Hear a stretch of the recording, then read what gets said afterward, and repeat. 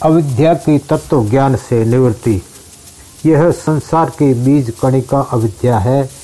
यह यद्यपि विद्यमान नहीं है तथापि विद्यमान सी विशालता को प्राप्त हुई है, जो यह कृत्रिम भेष वाली सार विहीन संसार रूप घट श्रावों को उत्पन्न करने वाली चक्रिका कुम्हार की छोटी चाक है। उसे चित्त को मोह में डालने वाली वासना समझना चाहिए। यद्यपि यह भीतर से पोली यानी निसार है तथापि यहाँ सभी स्थानों में दिखाई देती है। विभिन्न भ्रम उत्पन्न करने वाली जब यह अत्यंत विस्मृत होती है तब भी अति सुख प्राप्त होता है। कल्पना के समान यह अनर्थदायिनी होती है। यह प्रतिभास से बड़े बड़े तीनों जगतों को एक मुहूर्त में उत्पन्न कर धारण करती है और संहार कर डालती है। जब यह चित्त को दूषित कर डालती है तब व्याकुल हुए लोगों को दीर्घ काल तक लंबे संसार स्वप्न का भ्रम होता है। इसके द्वारा आत्मा को दूषित होने पर यानी आवरण द्वारा असत प्रिय किए जाने पर मन में भांति भांति की भ्रांतियां समुद्र के तरंगों की तरह उत्पन्न होती है और नष्ट होती है। मनोहर और सत्य ब्रह्म को वह असत रूप से जगत रूप से देखती है और अमनोहर और असत्य जगत को सत्य रूप से ब्रह्म रूप से देखती है। मनोराज्य के समान एकमात्र आकार से प्रकाशमान है। वास्तविकता तो इसमें तनिक भी नहीं है। यद्यपि यह लाखों शाखा प्रशाखाओं से युक्त मालूम होती है तथापि परमार्थ रूप से यह कुछ भी नहीं है।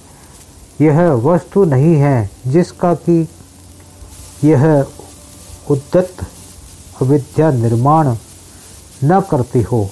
यद्यपि यह अपनी सत्ता में भी दरिद्र है तथापि इसकी सामर्थ्य तो देखिए, यह क्या क्या नहीं कर डालती।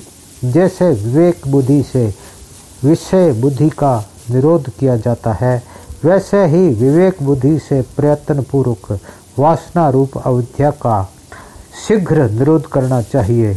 जैसे स्रोतों को रोकने से नदी सूख जाती है, वैसे ही इसके निरोध से यह मन रूपी नदी सूख जाती है।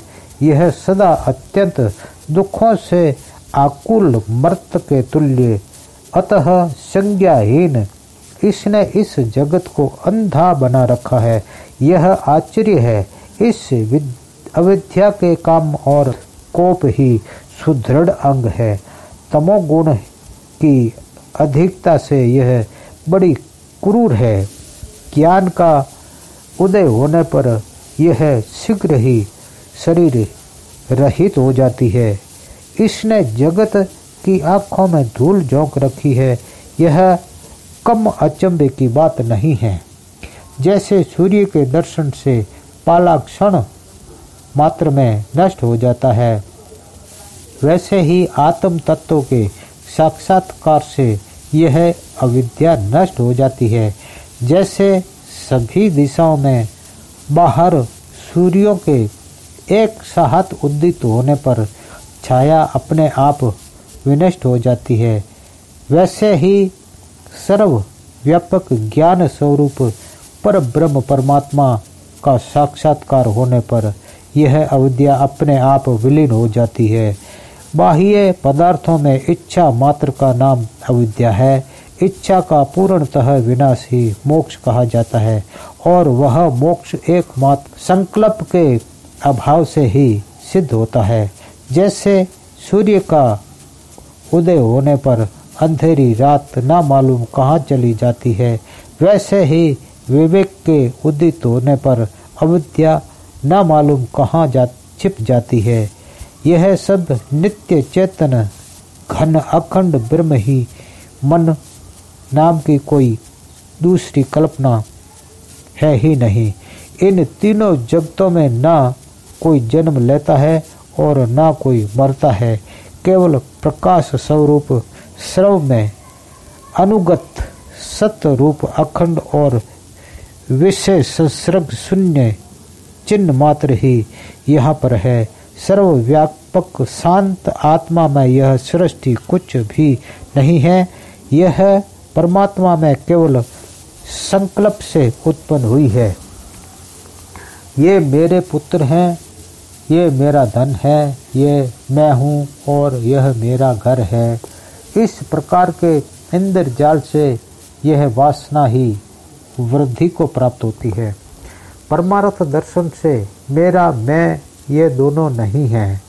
आत्म तत्व के सिवाय कोई भी वस्तु कभी भी सत्य नहीं है। परमात्मा की प्राप्ति से ही परमात्मा का लाभ ही अवश्य परम पद है। वही शाश्वत सत्य स्वरूप ब्रह्म है, वही वस्तु और उपादेय है, क्योंकि उसी से अविद्या निवृत्त हो जाती है। यह सब मैं ही नहीं कह रहा हूँ, यह तो पूर्व में सभी महापुरुषों ने कहा है, सभी बुद्ध पुरुषों ने कहा है, सभी वेदांत वेताओं ने कहा है और सभी विद्वान पुरुष कह रहे हैं। समझना आपको है और अमल भी आपको ही करना है। धन्यवाद।